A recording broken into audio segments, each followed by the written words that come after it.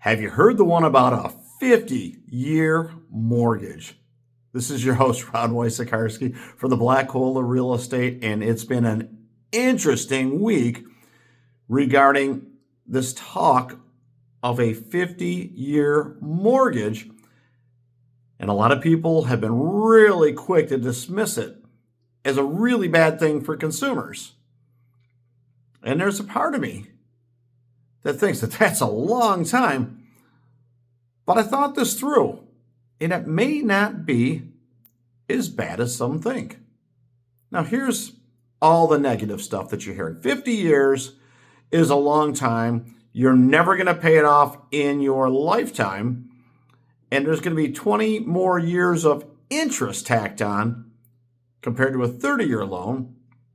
And most of the payment that you make in the beginning goes to interest, so you're not going to get to equity as quickly as a different type of mortgage product.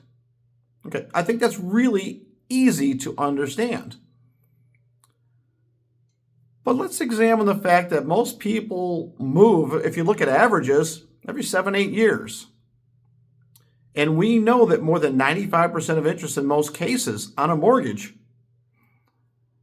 happens in the first 5 years. So what I'm saying is this: 95% of your payment goes to interest in your first 5 years or thereabouts. And if that's the case, then you're almost paying off zero, maybe a little bit in the first 5 years.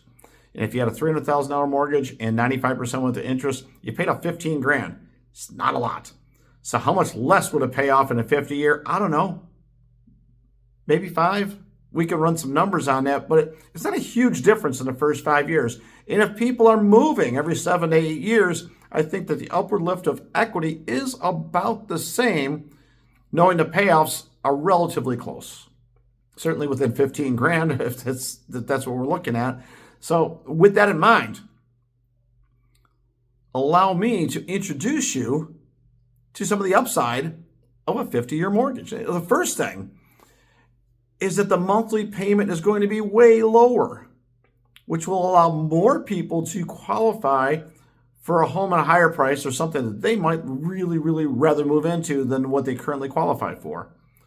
And let's suppose that this first-time home buyer or someone, I think it's going to have to be owner-occupied to do this, I'm sure of it, and maybe first-time home buyer driven. Well, what if the down payment was such that they could afford it and they can maybe afford their closing costs as well or get help with that? But the lower down payment's going to negate things like gigantic student loans or a car payment or maybe an entry-level job position that's likely to increase in salary over time. So a lot like a 2-1 interest rate buy down, where in the first year the interest rate is 2% lower than the given rate, and the second year is 1% lower, and then it's just the actual interest rate for the rest of the loan. This works a little bit differently. This builds in that super low monthly mortgage payment for all 50 years. Now, keeping in mind that it's unlikely that anybody's going to go ahead and stay there 50 years. I mean, somebody will. But right now, how many people actually stay in a home 30 years and pay off the mortgage? I would suggest it's relatively few. And, we can all type in Google and figure out what that number might be. But let's just say not a lot. Because it says everywhere that people move every 7, 8 years, even once every 10 years. Not a lot of people doing this as far as staying with the property the whole 30-year term or the whole 50 proposed years of a term. So if we have a lower monthly payment and the affordability now goes up, and it means that buyers do not have to pay off student loans or do some witchcraft to make that piece work, and they can actually go out and buy a car and buy some groceries and maybe, do some things outside of work and not have 3 jobs. Maybe that's a win. And if you're worried about all the interest paid, they have these mortgage calculators. What if you qualified for the rate and term of a 50-year note, which is a lower monthly payment? But you could easily type in what a 30-year payment would be. And if you could make it, well, now things get really interesting. let's suppose that you qualify at the lower payment, but you can pay more money every month ongoing towards your mortgage payment. What if you could actually pay the 30-year payment from day one?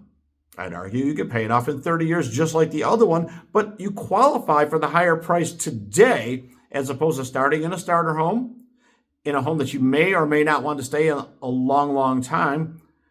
You may have less deferred maintenance, less repairs. You may not have to buy a new roof because of this flexibility with a 50-year mortgage. Maybe you can get more in the actual purchase from the seller, whether they put the roof on there, or maybe it's a newer home where it doesn't need a roof right now, or an HVAC, or an electrical update, or a plumbing update, or something else that can be rather costly.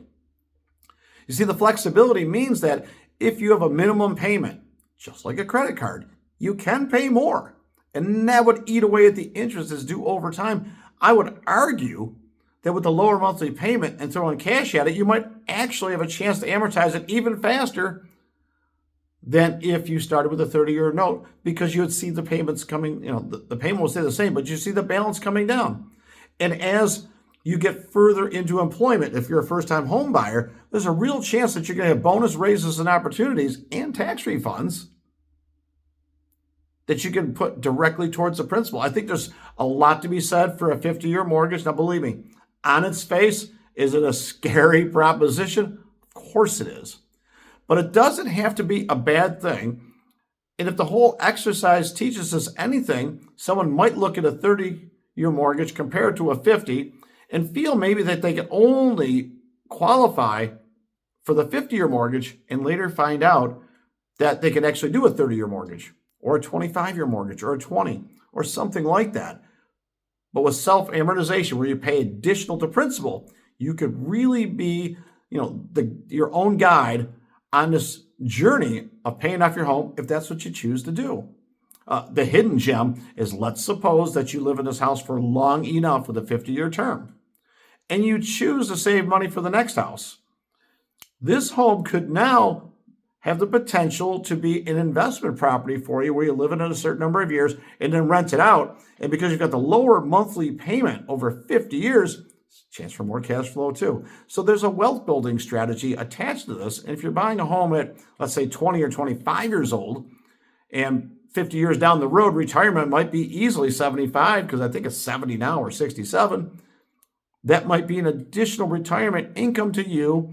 The house will be paid off and you'll have the revenue coming in. It'll be similar to having a 401k or a Roth IRA or something like that. It's just another revenue stream. So I find a lot of positives amidst all the negatives of the 50-year mortgage. I would say this: just examine it, make the decision that's right for you. Give me some feedback, how you feel now that you have all this additional information that isn't being put out there, at least often or in one place. Is a 50-year mortgage okay? It might be right for you. But either way, now you've got the information. Listen, I want you to hit the subscribe button. I want you to get this content as often as you can so I can help you out. This is Ron Wysokarski for the Black Hole of Real Estate.